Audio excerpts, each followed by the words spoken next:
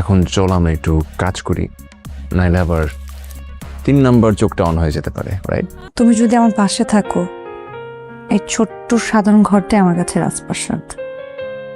ভালোবাসাবিহীন রাজপ্রাসাদ আমার কাছে শূন্য ঘরের মতো। ও ফাদের আব্বা, আমরা কি অনেক বেশি কঠিন হয়ে গেছিলাম, নাকি সময়ের সাথে সাথে আমরা নিজেরা বদলাই গেছি?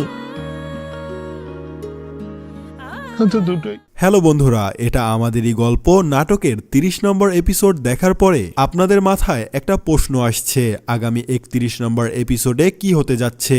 আমরা 30 নম্বর এপিসোডে দেখেছি জেল থেকে সামির এবং মেহেরিনকে উদ্ধার করতে পুলিশের কাছে আসছে সামিরের ফুপা এবং তার বন্ধু মিজু। তারা থানায় গিয়ে যাবতীয় আইনি প্রক্রিয়া শেষ করে তাদের জেল থেকে বের করে নিয়ে আসেন।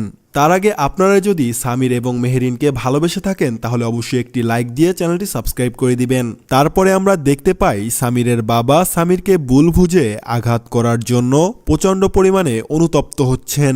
সামির যে কোনো অন্যায় করেনি এবং সায়রা সব কলকাঠি নেড়েছে সেটা হয়তো তিনি ভালো করেই বুঝতে পেরেছেন।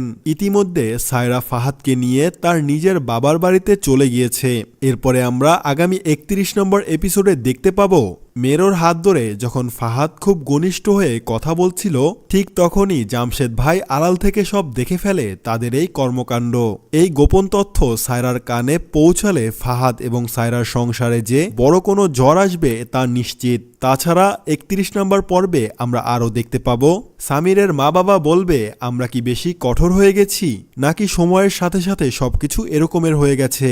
বন্ধুরা, আপনাদের কি মনে হয় জামশেদ ভাই কি ফাহাদের এই রূপ সায়রার কাছে বলে দিবে এবং সামির এবং মেহেরিনের এই নতুন পথ চলা কি সফল হবে? আপনাদের মূল্যবান মতামত অবশ্যই কমেন্টে জানাবেন। প্রতিটি পর্বের সঠিক আপডেটের জন্য আমাদের এই চ্যানেলটি সাবস্ক্রাইব করে রাখুন। ধন্যবাদ।